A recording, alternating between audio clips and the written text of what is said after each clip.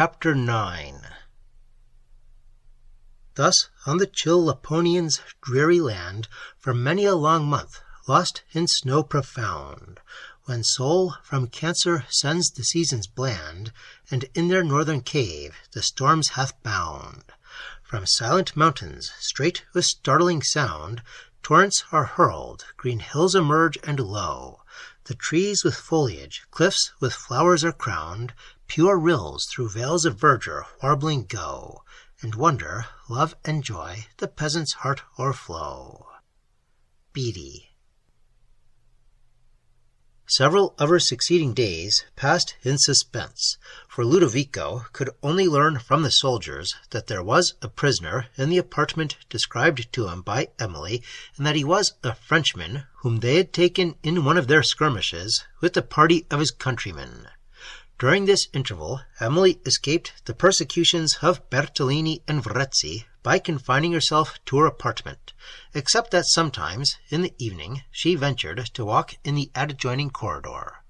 Montoni appeared to respect his last promise, though he had profaned his first, for to his protection only could she attribute her present repose, and in this she was now so secure that she did not wish to leave the castle till she could obtain some certainty concerning Valancourt, for which she waited, indeed without any sacrifice of her own comfort, since no circumstance had occurred to make her escape probable.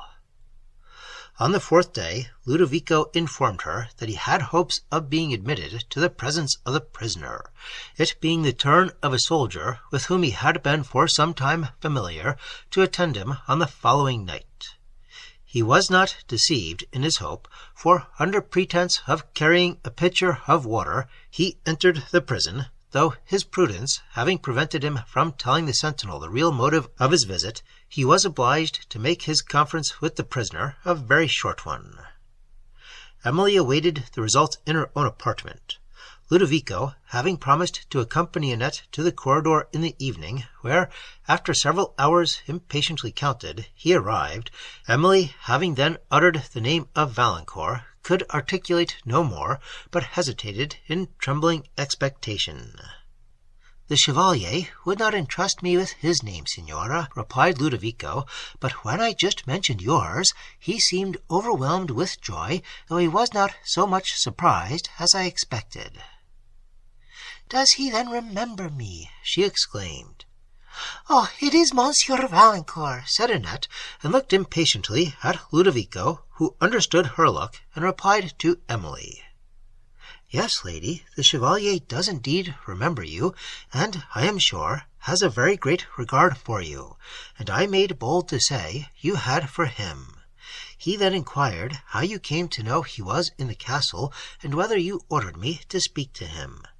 The first question I could not answer, but the second I did, and then he went off into his ecstasies again.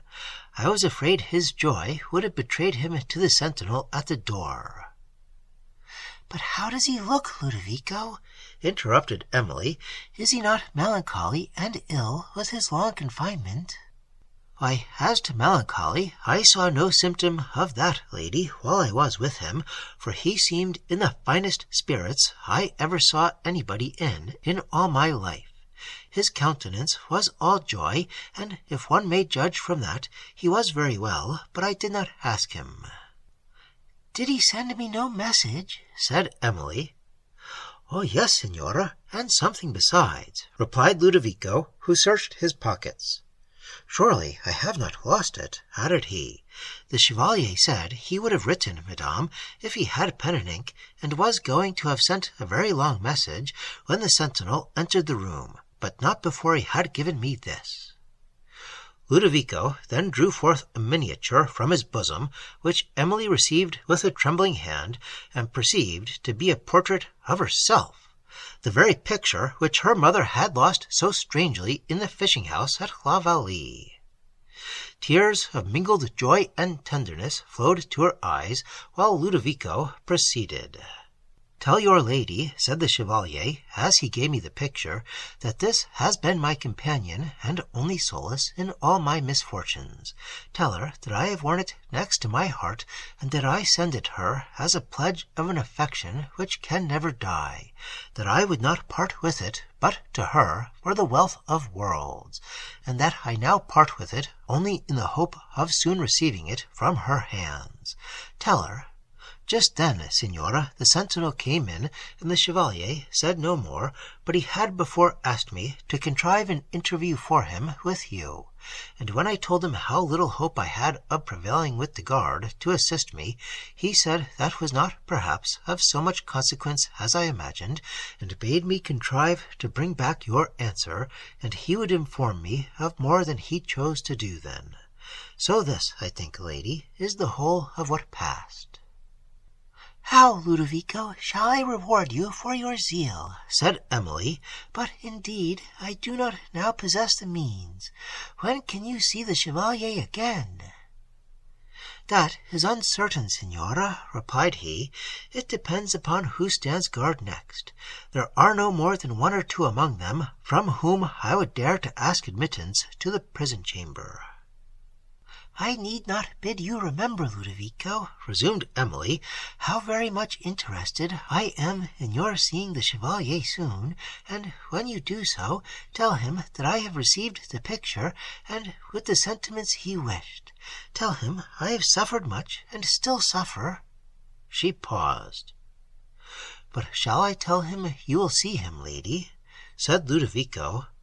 Most certainly I will, replied Emily. But when, Signora, and where? That must depend upon circumstances, returned Emily. The place and the hour must be regulated by his opportunities. As to the place, mademoiselle, said Annette, there is no other place in the castle besides this corridor, where we can see him in safety, you know, and as for the hour, it must be when the signors are asleep, if that ever happens. You may mention these circumstances to the Chevalier, Ludovico, said she, checking the flippancy of Annette, and leave them to his judgment and opportunity. Tell him my heart is unchanged, but above all, let him see you again as soon as possible. And, Ludovico, I think it is needless to tell you, I shall very anxiously look for you. Having then wished her good night, Ludovico descended the staircase, and Emily retired to rest, but not to sleep, for joy now rendered her as wakeful as she had ever been from grief. Montoni and his castle had all vanished from her mind, like the frightful vision of a necromancer, and she wandered once more in fairy scenes of unfading happiness, as when beneath the beam of summer moons, the distant woods among, or by some flood all silvered with the gleam, the soft embodied Fays through airy portals stream. A week elapsed before Ludovico again visited the prison, for the sentinels, during that period, were men in whom he could not confide, and he feared to awaken curiosity by asking to see their prisoner. In this interval he communicated to Emily terrific reports of what was passing in the castle, of riots, quarrels, and of carousals more alarming than either, while from some circumstances which he mentioned, she not only doubted whether Montoni meant ever to release her, but greatly feared that he had designs concerning her, such as she had formerly dreaded. Her name was frequently mentioned in the conversations which Bertolini and Verezzi held together, and at those times they were frequently in contention. Montoni had lost large sums to Verezzi, so that there was a dreadful possibility of his designing her to be a substitute for the debt. But as she was ignorant that he had formerly encouraged the hopes of Bertolini, also concerning herself, after the latter had done him some signal service, she knew not how to account for these contentions between Bertolini and Verezzi. The cause of them, however, appeared to be of little consequence, for she thought she saw destruction approaching in many forms, and her entreaties to Ludovico to contrive an escape and to see the prisoner again were more urgent than ever. At length he informed her that he had again visited the Chevalier, who had directed him to confide in the guard of the prison, from whom he had already received some instances of kindness, and who had promised to permit his going into the castle for half an hour on the ensuing night, when Montoni and his companions should be engaged at their carousals. "This was kind, to be sure," added Ludovico, "but Sebastian knows he runs no risk in letting the Chevalier out, for if he can get beyond the bars and iron doors of the castle, he must be cunning indeed. But the Chevalier desired me, Signora, to go to you immediately, and to beg you would allow him to visit you this night, if it was only for a moment, for that he could no longer live under the same roof without seeing you. The hour, he said, he could not mention, for it must depend upon circumstances, just as you said, Signora, and the place he desired you would appoint, as knowing which was best for your own safety." Emily was now so much agitated by the near prospect of meeting Valancourt that it was some time before she could give any answer to Ludovico or consider of the place of meeting. When she did, she saw none that promised so much security as the corridor near her own apartment, which she was checked from leaving by the apprehension of meeting any of Montoni's guests on their way to their rooms, and she dismissed the scruples which delicacy opposed, now that a serious danger was to be avoided by encountering them. It was settled, therefore, that the Chevalier should meet her in the corridor at that hour of the night which Ludovico, who was to be upon the watch, should judge safest, and Emily, as may be imagined, passed this interval in a tumult of hope and joy, anxiety and impatience. Never, since her residence in the castle, had she watched with so much pleasure the sun set behind the mountains, and twilight shade and darkness veil the scene, as on this evening. She counted the notes of the great clock, and listened to the steps of the sentinels as they changed the watch, only to rejoice that another hour was gone. "Oh, Valancourt," said she, "after all I have suffered, after our long separation, when I thought I should never see you more, we are still to meet again. Oh, I have endured grief and anxiety and terror, and let me then not sink beneath this joy." These were moments when it was impossible for her to feel emotions of regret or melancholy for any ordinary interests. Even the reflection that she had resigned the estates which would have been a provision for herself and Valancourt for life threw only a light and transient shade upon her spirits. The idea of Valancourt, and that she should see him so soon, alone occupied her heart. At length the clock struck 12. She opened the door to listen if any noise was in the castle, and heard only distant shouts of riot and laughter echoed feebly along the gallery. She guessed that the Signor and his guests were at the banquet. "They are now engaged for the night," said she, "and Valancourt will soon be here." Having softly closed the door, she paced the room with impatient steps, and often went to the casement to listen for the lute. But all was silent, and her agitation every moment increasing, she was at length unable to support herself, and sat down by the window. Annette, whom she detained, was in the meantime as loquacious as usual, but Emily heard scarcely anything she said, and having at length risen to the casement, she distinguished the chords of the lute struck with an expressive hand, and then the voice she had formerly listened to accompanied it. "Now rising love they fanned, now pleasing dole, they breathed in tender musings through the heart, and now a graver, sacred strain they stole, as when seraphic hands a hymn impart." Emily wept in doubtful joy and tenderness, and when the strain ceased, she considered it as a signal that Valancourt was about to leave the prison. Soon after, she heard steps in the corridor. They were the light, quick steps of hope. She could scarcely support herself as they approached, but opening the door of the apartment, she advanced to meet Valancourt, and in the next moment sunk in the arms of a stranger. His voice, his countenance, instantly convinced her, and she fainted away. On reviving, she found herself supported by the stranger, who was watching over her recovery with a countenance of ineffable tenderness and anxiety. She had no spirits for reply or enquiry. She asked no questions, but burst into tears, and disengaged herself from his arms, when the expression of his countenance changed to surprise and disappointment, and he turned to Ludovico for an explanation. Annette soon gave the information which Ludovico could not. "Oh, sir," said she, in a voice interrupted with sobs, "oh, sir, you are not the other chevalier. We expected Monsieur Valancourt, but you are not he. Oh, Ludovico, how could you deceive us so? My poor lady will never recover it, never." The stranger, who now appeared much agitated, attempted to speak, but his words faltered, and then, striking his hand against his forehead, as if in sudden despair, he walked abruptly to the other end of the corridor. Suddenly Annette dried her tears and spoke to Ludovico. "But perhaps," said she, "after all, the other chevalier is not this. Perhaps the Chevalier Valancourt is still below." Emily raised her head.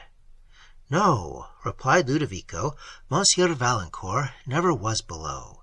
If this gentleman is not he, if you, sir," said Ludovico, addressing the stranger, "would but have had the goodness to trust me with your name, this mistake had been avoided."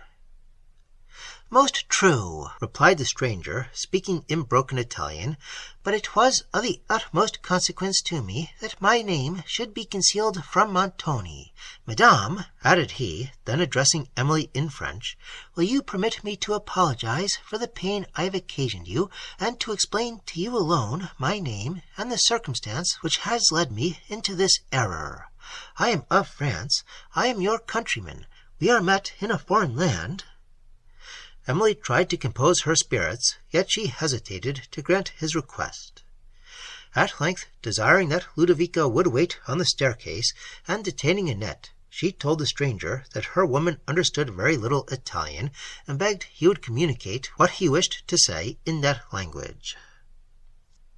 Having withdrawn to a distant part of the corridor, he said with a long-drawn sigh, "You, madame, are no stranger to me, though I am so unhappy as to be unknown to you.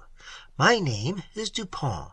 I am of France, of Gascony, your native province, and have long admired, and why should I affect to disguise it, have long loved you."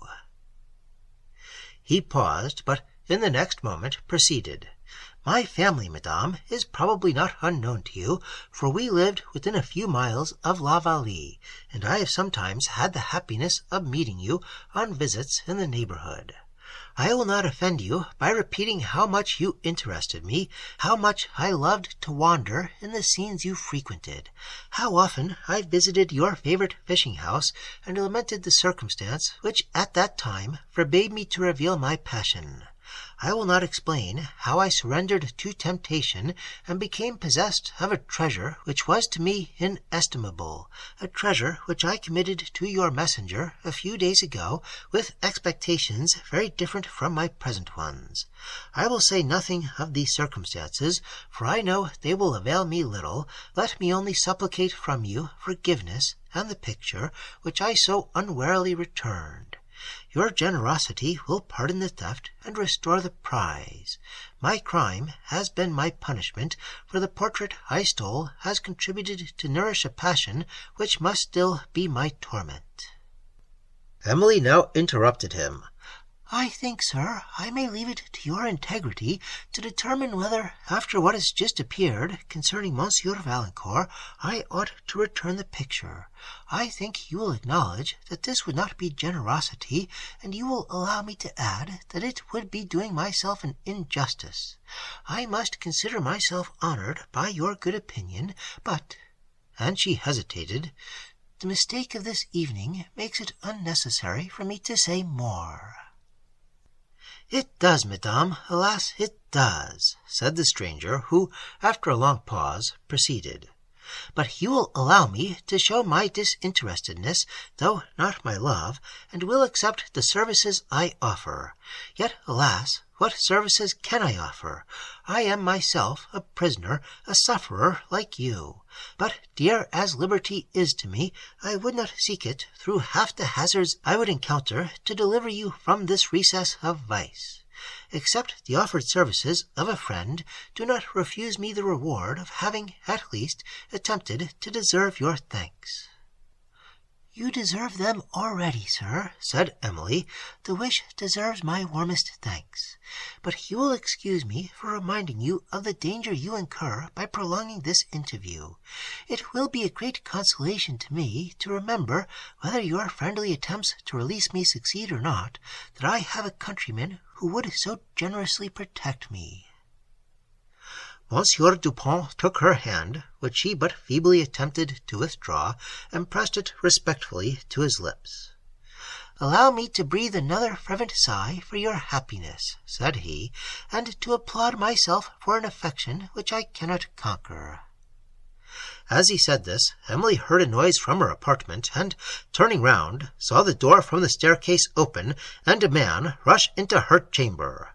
"I will teach you to conquer it," cried he, as he advanced into the corridor, and drew a stiletto, which he aimed at Dupont, who was unarmed, but who, stepping back, avoided the blow, and then sprung upon Verezzi, from whom he wrenched the stiletto. While they struggled in each other's grasp, Emily, followed by Annette, ran further into the corridor, calling on Ludovico, who was, however, gone from the staircase, and as she advanced, terrified and uncertain what to do, a distant noise that seemed to arise from the hall reminded her of the danger she was incurring, and sending Annette forward in search of Ludovico, she returned to the spot where Dupont and Verezzi were still struggling for victory. It was her own cause which was to be decided with that of the former, whose conduct, independently of this circumstance, would, however, have interested her in his success, even had she not disliked the dreaded Verezzi. She threw herself in a chair, and supplicated them to desist from further violence, till at length Dupont forced Verezzi to the floor, where he lay stunned by the violence of his fall. And she then entreated Dupont to escape from the room before Montoni or his party should appear. But he still refused to leave her unprotected, and while Emily, now more terrified for him than for herself, enforced the entreaty, they heard steps ascending the private staircase. "Oh, you are lost!" cried she. "These are Montoni's people." Dupont made no reply, but supported Emily, while, with a steady though eager countenance, he waited their appearance, and in the next moment Ludovico alone mounted the landing-place.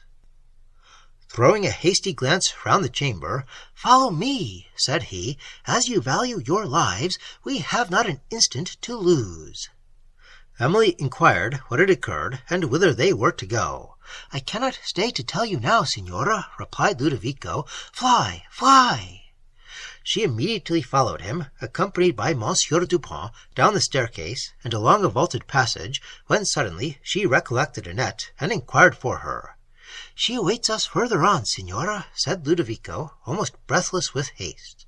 "The gates were open a moment since to a party just come in from the mountains. They will be shut, I fear, before we can reach them.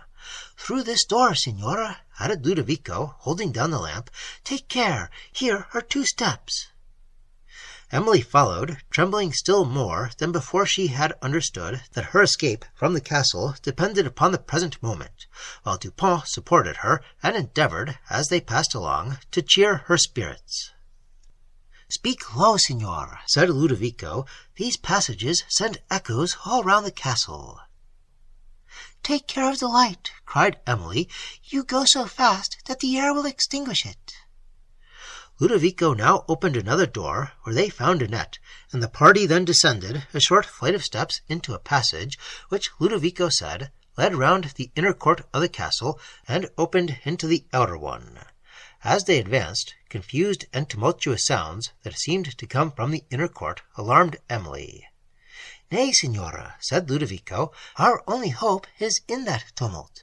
While the signora's people are busied about the men who are just arrived, we may, perhaps, pass unnoticed through the gates. But hush! he added, as they approached the small door that opened into the outer court.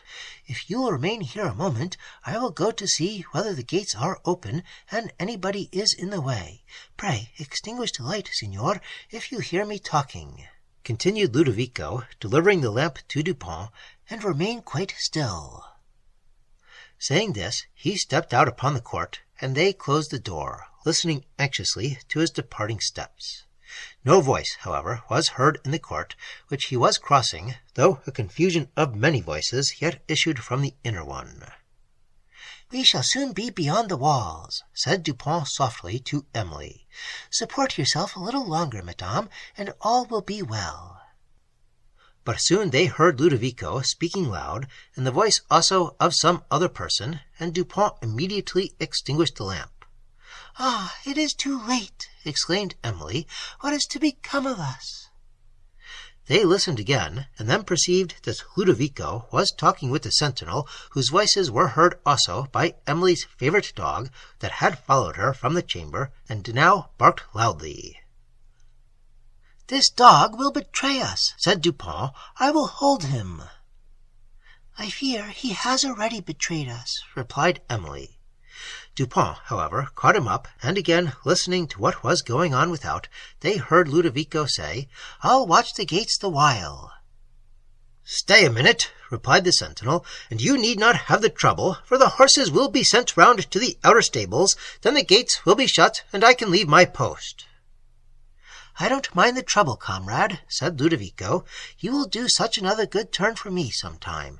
Go and fetch the wine. The rogues that are just come in will drink it all else." The soldier hesitated, and then called aloud to the people in the second court to know why they did not send out the horses, that the gates might be shut, but they were too much engaged to attend to him, even if they had heard his voice. "Aye, aye," said Ludovico, "they know better than that. They are sharing it all among them. If you wait till the horses come out, you must wait till the wine is drunk. I've had my share already, but since you do not care about yours, I see no reason why I would not have that too." Hold, not so fast," cried the sentinel. "Do watch, then, for a moment. I'll be with you presently." "Don't hurry yourself," said Ludovico coolly. "I've kept guard before now, but you may leave me your trombone, that if the castle should be attacked, you know, I may be able to defend the pass like a hero." "There, my good fellow," returned the soldier. "There, take it. It has seen service, though it could do little in defending the castle. I'll tell you a good story, though, about this same trombone." "You'll tell it better when you have had the wine," said Ludovico. "There, they are coming out from the court already." "I'll have the wine, though," said the sentinel, running off. "I won't keep you a minute." "Take your time. I am in no haste," replied Ludovico, who was already hurrying across the court when the soldier came back. "Whither so fast, friend? Whither so fast?" said the latter. "What, is this the way you keep watch? I must stand to my post myself, I see."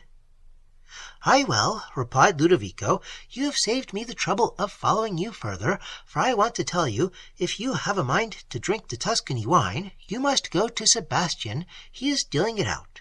The other, that Federico has, is not worth having. But you are not likely to have any, I see, for they are all coming out."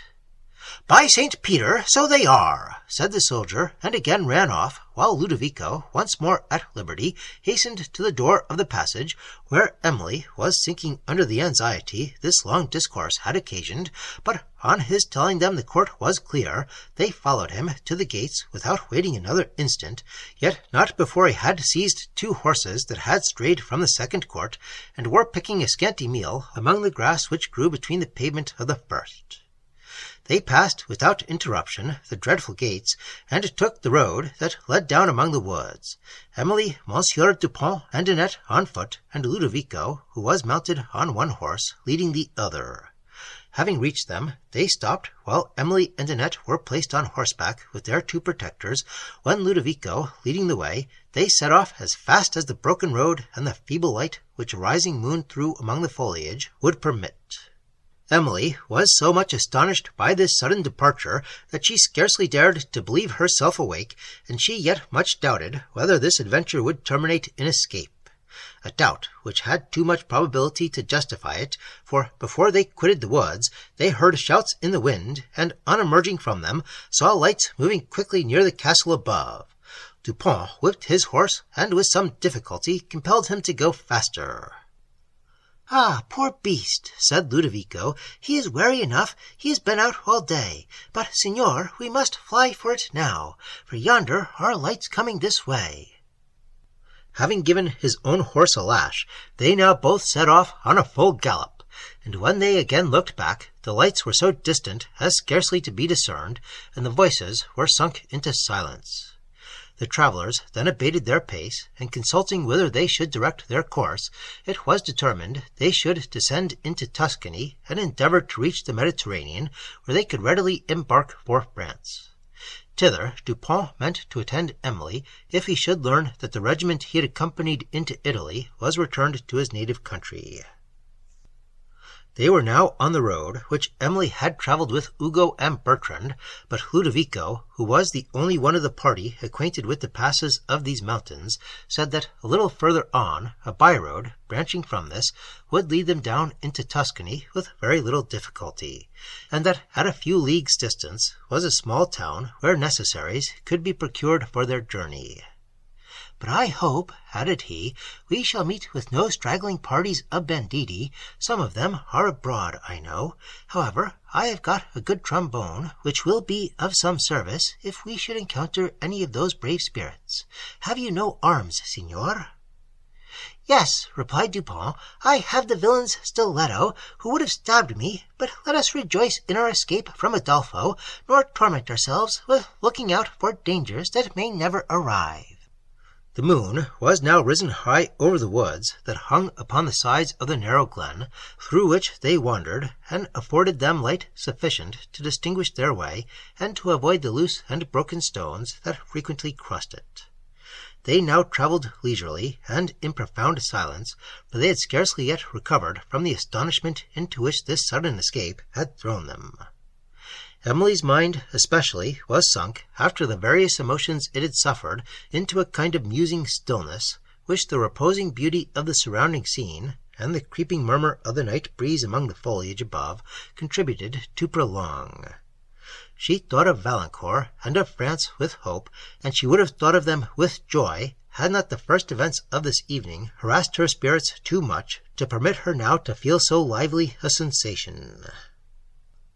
Meanwhile, Emily was alone the object of Dupont's melancholy consideration, yet with the despondency he suffered, as he mused on his recent disappointment, was mingled a sweet pleasure occasioned by her presence, though they did not now exchange a single word. Annette thought of this wonderful escape, of the bustle in which Montoni and his people must be, now that their flight was discovered, of her native country, whither she hoped she was returning, and of her marriage with Ludovico, to which there no longer appeared any impediment, for poverty she did not consider such. Ludovico, on his part, congratulated himself on having rescued his Annette and Signora Emily from the danger that had surrounded them, on his own liberation from people whose manners he had long detested, on the freedom he had given to Monsieur Dupont, on his prospect of happiness with the object of his affections, and not a little on the address with which he had deceived the sentinel and conducted the whole of this affair. Thus variously engaged in thought, the travellers passed on silently for above an hour, a question being only now and then asked by Dupont concerning the road, or a remark uttered by Annette respecting objects seen imperfectly in the twilight. At length lights were perceived twinkling on the side of a mountain, and Ludovico had no doubt that they proceeded from the town he had mentioned, while his companions, satisfied by this assurance, sunk again into silence. Annette was the first who interrupted this. "Holy Peter," said she, "what shall we do for money on our journey? For I know neither I or my lady have a single sequin. The signor took care of that." This remark produced a serious inquiry, which ended in as serious an embarrassment, for Dupont had been rifled of nearly all his money when he was taken prisoner. The remainder he had given to the sentinel, who had enabled him occasionally to leave the prison chamber, and Ludovico, who had for some time found a difficulty in procuring any part of the wages due to him, had now scarcely cash sufficient to procure necessary refreshment at the first town in which they should arrive. Their poverty was the more distressing, since it would detain them among the mountains, where, even in a town, they could scarcely consider themselves safe from Montoni. The travellers, however, had only to proceed and dare the future, and they continued their way through lonely wilds and dusky valleys, where the overhanging foliage now admitted and then excluded the moonlight. Wilds so desolate that they appeared, on the first glance, as if no human being had ever trod them before. Even the road in which the party were did but slightly contradict this error, for the high grass and other luxuriant vegetation with which it was overgrown told how very seldom the foot of a traveller had passed it. At length, from a distance, was heard the faint tinkling of a sheep bell, and soon after the bleat of flocks, and the party then knew that they were near some human habitation, for the light which Ludovico had fancied to proceed from a town had long been concealed by intervening mountains. Cheered by this hope, they quickened their pace along the narrow pass they were winding, and it opened upon one of those pastoral valleys of the Apennines which might be painted for a scene of Arcadia, and whose beauty and simplicity are finely contrasted by the grandeur of the snow-topped mountains above. The morning light, now glimmering in the horizon, showed faintly, at a little distance, upon the brow of a hill which seemed to peep from under the opening eyelids of the morn, the town they were in search of, and which they soon after reached. It was not without some difficulty that they there found a house which could afford shelter for themselves and their horses, and Emily desired they might not rest longer than was necessary for refreshment. Her appearance excited some surprise, for she was without a hat, having had time only to throw on her veil before she left the castle, a circumstance that compelled her to regret again the want of money, without which it was impossible to procure this necessary article of dress. Ludovico, on examining his purse, found it even insufficient to supply present refreshment, and Dupont at length ventured to inform the landlord, whose countenance was simple and honest, of their exact situation, and requested that he would assist them to pursue their journey, a purpose which he promised to comply with as far as he was able, when he learned that they were prisoners escaping from Montoni, whom he had too much reason to hate. But though he consented to lend them fresh horses to carry them to the next town, he was too poor himself to trust them with money, and they were again lamenting their poverty, when Ludovico, who had been with his tired horses to the hovel which served for a stable, entered the room, half frantic with joy, in which his auditors soon participated. On removing the saddle from one of the horses, he had found beneath it a small bag, containing, no doubt, the booty of one of the condottieri, who had returned from a plundering excursion just before Ludovico left the castle, and whose horse, having strayed from the inner court while his master was engaged in drinking, had brought away the treasure which the ruffian had considered the reward of his exploit. On counting over this, Dupont found that it would be more than sufficient to carry them all to France, where he now determined to accompany Emily, whether he should obtain intelligence of his regiment or not, for though he had as much confidence in the integrity of Ludovico as his small knowledge of him allowed, he could not endure the thought of committing her to his care for the voyage, nor perhaps had he resolution enough to deny himself the dangerous pleasure which he might derive from her presence. He now consulted them concerning the seaport to which they should direct their way, and Ludovico, better informed of the geography of the country, said that Leghorn was the nearest port of consequence, which Dupont knew also to be the most likely of any in Italy to assist their plan, since from thence vessels of all nations were continually departing. Thither, therefore, it was determined that they should proceed. Emily, having purchased a little straw hat, such as was worn by the peasant girls of Tuscany, and some other little necessary equipments for the journey, and the travellers, having exchanged their tired horses for others better able to carry them, recommenced their joyous way, as the sun was rising over the mountains, and, after travelling through the romantic country for several hours, began to descend into the vale of Arno. and here Emily beheld all the charms of sylvan and pastoral landscape united, adorned with the elegant villas of the Florentine nobles, and diversified with the various riches of cultivation. How vivid the shrubs that embowered the slopes, with the woods that stretched amphitheatrically along the mountains, and above all, how elegant the outline of those wavering Apennines, now softening from the wildness which their interior regions exhibited.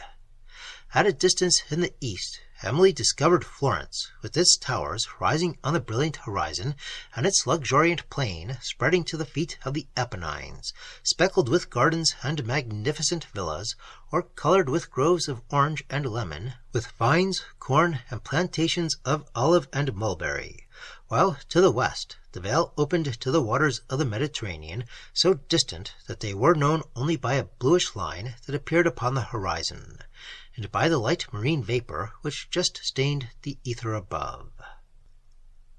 With a full heart, Emily hailed the waves that were to bear her back to her native country, the remembrance of which, however, brought with it a pang, for she had there no home to receive, no parents to welcome her, but was going like a forlorn pilgrim to weep over the sad spot where he, who was her father, lay interred. Nor were her spirits cheered when she considered how long it would probably be before she should see Valancourt, who might be stationed with his regiment in a distant part of France, and that when they did meet, it would be only to lament the successful villainy of Montoni. Yet still she would have felt inexpressible delight at the thought of being once more in the same country with Valancourt, had it even been certain that she could not see him. The intense heat, for it was now noon, obliged the travellers to look out for a shady recess, where they might rest for a few hours, and the neighbouring thickets, abounding with wild grapes, raspberries, and figs, promised them grateful refreshment. Soon after, they turned from the road into a grove, whose thick foliage entirely excluded the sunbeams, and where a spring gushing from the rock gave coolness to the air, and, having alighted and turned the horses to graze, Annette and Ludovico ran to gather fruit from the surrounding thickets, of which they soon returned with an abundance. The travellers, seated under the shade of a pine and cypress grove, and on turf enriched with such profusion of fragrant flowers as Emily had scarcely ever seen, even among the Pyrenees, took their simple repast, and viewed with new delight, beneath the dark umbrage of gigantic pines, the glowing landscape stretching to the sea. Emily and Dupin gradually became thoughtful and silent, but Annette was all joy and loquacity, and Ludovico was gay without forgetting the respectful distance which was due to his companions. The repast being over, Dupin recommended Emily to endeavour to sleep during these sultry hours, and desiring the servants would do the same, said he would watch the while. But Ludovico wished to spare him this trouble, and Emily and Annette, wearied with travelling, tried to repose, while he stood guard with his trombone. When Emily, refreshed by slumber, awoke, she found the sentinel asleep on his post, and Dupin awake, but lost in melancholy thought. As the sun was yet too high to allow them to continue their journey, and it was necessary that Ludovico, after the toils and trouble he had suffered, should finish his sleep, Emily took this opportunity of inquiring by what accident Dupin became Montoni's prisoner, and he, pleased with the interest this enquiry expressed, and with the excuse it gave him for talking to her of himself, immediately answered her curiosity. "I came into Italy, madame," said Dupont, "in the service of my country. In an adventure among the mountains, our party, engaging with the bands of Montoni, was routed, and I, with a few of my comrades, was taken prisoner. When they told me whose captive I was, the name of Montoni struck me, for I remembered that Madame Charron, your aunt, had married an Italian of that name, and that you had accompanied them into Italy. It was not, however, till some time after that I became convinced that this was the same Montoni, or learned that you, madame, was under the same roof with myself. I will not pain you by describing what were my emotions upon this discovery, which I owed to a sentinel, whom I had so far won to my interest that he granted me many indulgences, one of which was very important to me, and somewhat dangerous to himself, but he persisted in refusing to convey any letter or notice of my situation to you, for he justly dreaded a discovery, and the consequent vengeance of Montoni. He, however, enabled me to see you more than once. You are surprised, madame, and I will explain myself. My health and spirits suffered extremely from want of air and exercise, and at length I gained so far upon the pity or the avarice of the man that he gave me the means of walking on the terrace." Emily now listened with very anxious attention to the narrative of Dupin, who proceeded. In granting this indulgence, he knew that he had nothing to apprehend from a chance of my escaping from a castle which was vigilantly guarded, and the nearest terrace of which rose over a perpendicular rock. He showed me also, continued Dupin, a door concealed in the cedar wainscot of the apartment where I was confined, which he instructed me how to open, and which, leading into a passage formed within the thickness of the wall that extended far along the castle, finally opened into an obscure corner of the eastern rampart. I have since been informed that there are many passages of the same kind concealed within the prodigious walls of that edifice, and which were undoubtedly contrived for the purpose of facilitating escapes in time of war. Through this avenue, at the dead of night, I often stole to the terrace, where I walked with the utmost caution, lest my steps should betray me to the sentinels on duty in distant parts, for this end of it, being guarded by high buildings, was not watched by soldiers. In one of these midnight wanderings, I saw a light in a casement that overlooked the rampart, and which I observed was immediately over my prison chamber. It occurred to me that you might be in that apartment, and with the hope of seeing you, I placed myself opposite to the window." Emily, remembering the figure that had formerly appeared on the terrace, and which had occasioned her so much anxiety, exclaimed, "It was you, then, Monsieur Dupin, who occasioned me much foolish terror. My spirits were at that time so much weakened by long suffering that they took alarm at every hint." Dupin, after lamenting that he had occasioned her any apprehension, added, "As I rested on the wall opposite to your casement, the consideration of your melancholy situation, and of my own, called from me involuntary sounds of lamentation, which drew you, I fancy, to the casement. I saw there a person whom I believed to be you. Oh, I will say nothing of my emotion at that moment. I wished to speak, but prudence restrained me, till the distant footstep of the sentinel compelled me suddenly to quit my station. It was some time before I had another opportunity of walking, for I could only leave my prison when it happened to be the turn of one man to guard me.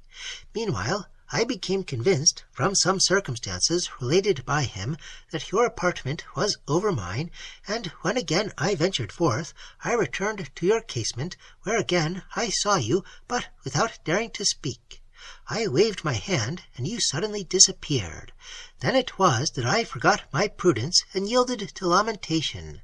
Again you appeared. You spoke. I heard the well-known accent of your voice, and at that moment my discretion would have forsaken me again, had I not heard also the approaching steps of a soldier, when I instantly quitted the place, though not before the man had seen me. He followed down the terrace, and gained so fast upon me that I was compelled to make use of a stratagem ridiculous enough to save myself.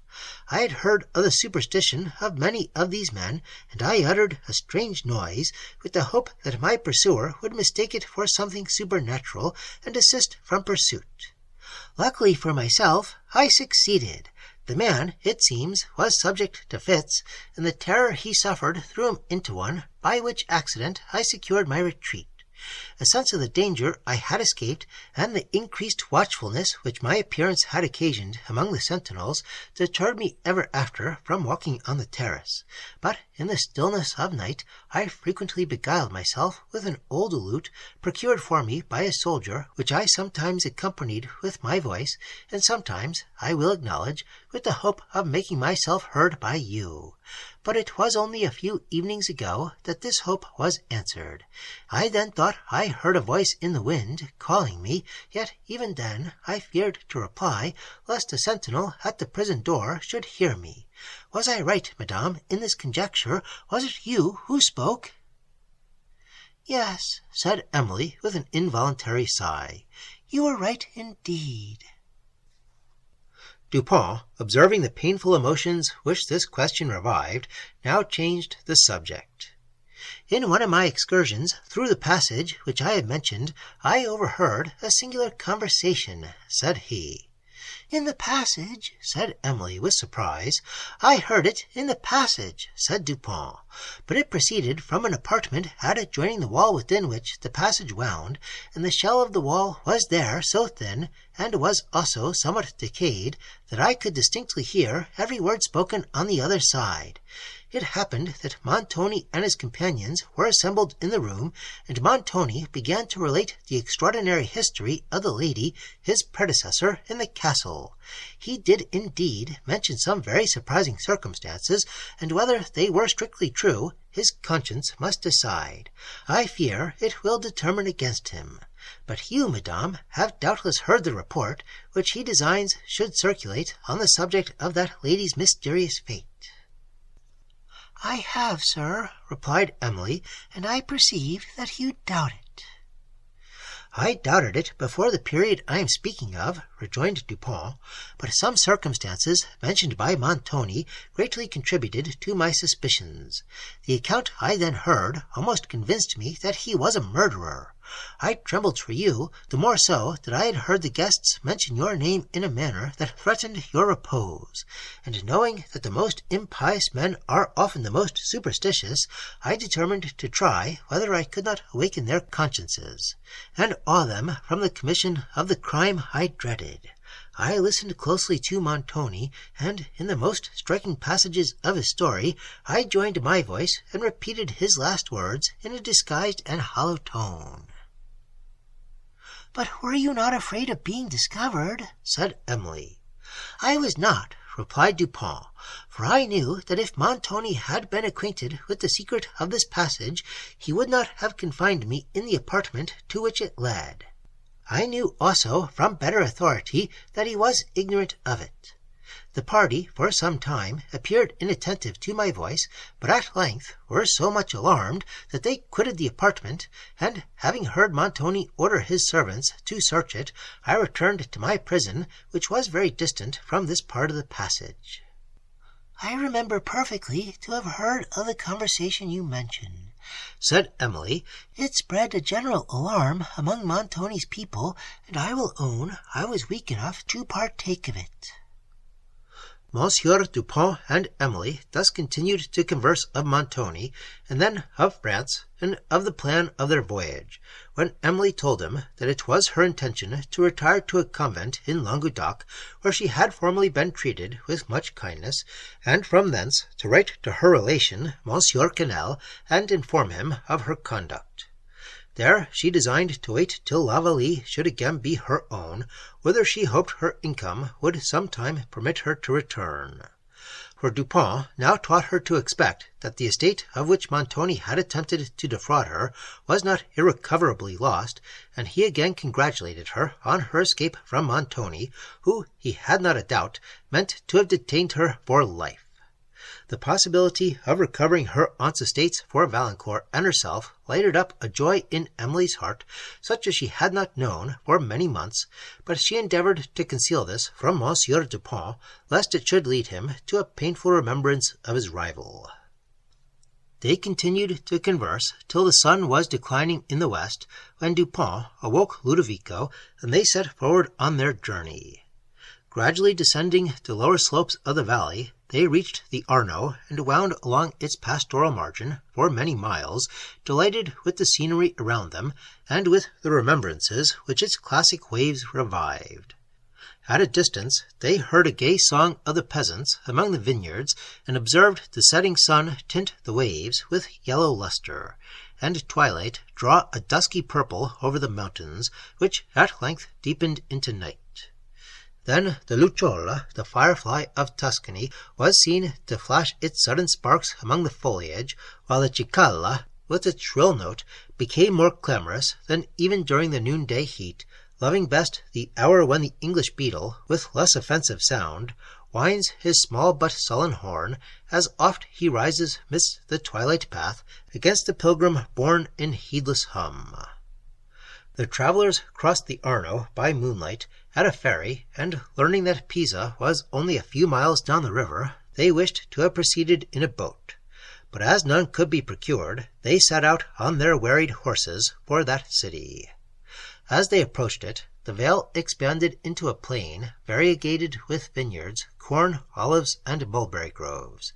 But it was late before they reached its gates, where Emily was surprised to hear the busy sound of footsteps and the tones of musical instruments, as well as to see the lively groups that filled the streets, and she almost fancied herself again at Venice.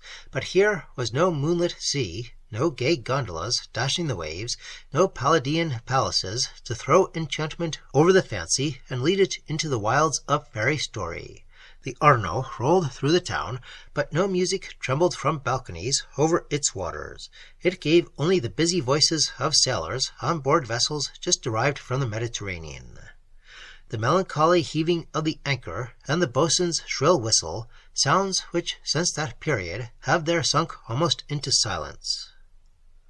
They then served to remind Dupont that it was probable he might hear of a vessel sailing soon to France from this port, and thus be spared the trouble of going to Leghorn. As soon as Emily had reached the inn, he went therefore to the quay to make his enquiries, but after all the endeavours of himself and Ludovico, they could hear of no bark destined immediately for France, and the travellers returned to their resting-place. Here also Dupont endeavoured to learn where his regiment then lay, but could acquire no information concerning it. The travellers retired early to rest, after the fatigues of this day, and on the following rose early, and, without pausing to view the celebrated antiquities of the place, or the wonders of its hanging tower, pursued their journey in the cooler hours through a charming country, rich with wine and corn and oil.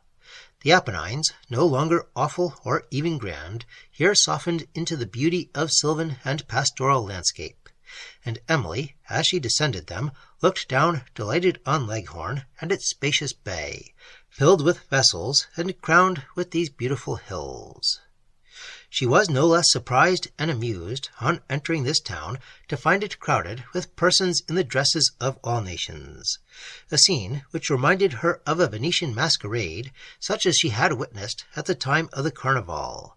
But here was bustle without gaiety, and noise instead of music, while elegance was to be looked for only in the waving outlines of the surrounding hills. Monsieur Dupont, immediately on their arrival, went down to the quay, where he heard of several French vessels, and of one that was to sail in a few days for Marseilles, from whence another vessel could be procured without difficulty to take them across the Gulf of Lyons towards Narbonne, on the coast, not many leagues from which city he understood the convent was seated to which Emily wished to retire.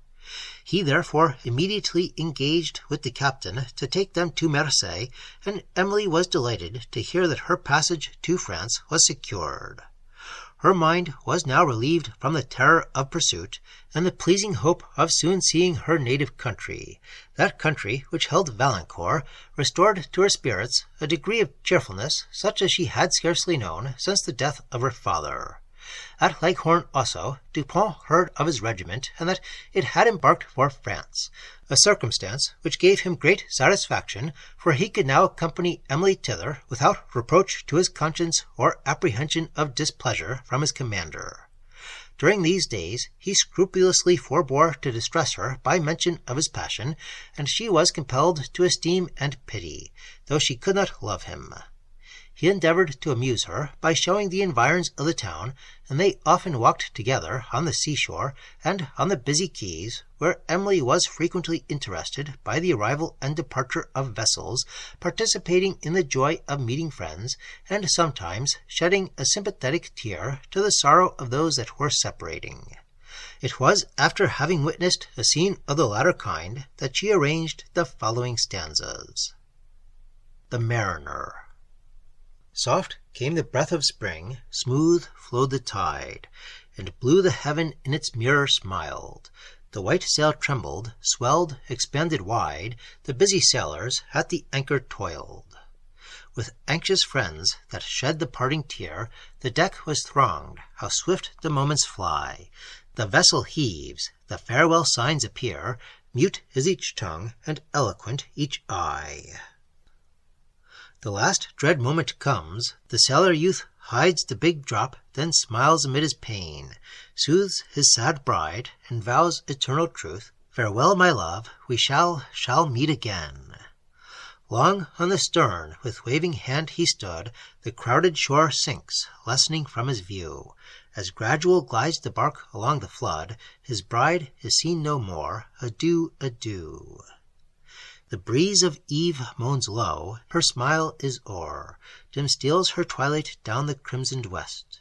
He climbs the topmost mast, to seek once more the far-seen coast where all his wishes rest. He views its dark line on the distant sky, and fancy leads him to his little home. He sees his weeping love, he hears her sigh, he soothes her griefs, and tells of joys to come. Eve yields to night, the breeze to wintry gales, in one vast shade the seas and shores repose. He turns his aching eyes, his spirits fail, the chill tear falls, sad to the deck he goes. The storm of midnight swells, the sails are furled, deep sounds the lead, but finds no friendly shore. Fast o'er the waves the wretched bark is hurled, O Ellen, Ellen, we must meet no more. Lightnings that show the vast and foamy deep, the rending thunders as they onward roll, the loud, loud winds that o'er the billows sweep, shake the firm nerve, appall the bravest soul. Ah, what avails the seaman's toiling care? The straining cordage bursts, the mast is riven, the sounds of terror groan along the air, then sink afar, the bark on rocks is driven. Fierce o'er the wreck the whelming waters passed, the helpless crew sunk in the roaring main. Henry's faint accents trembled in the blast, Farewell, my love, we ne'er shall meet again. Oft at the calm and silent evening hour, when summer breezes linger on the wave, a melancholy voice is heard to pour its lonely sweetness o'er poor Henry's grave. And oft at midnight airy strains are heard around the grove where Ellen's form is laid, nor is the dirge by village maidens feared, for lovers' spirits guard the holy shade.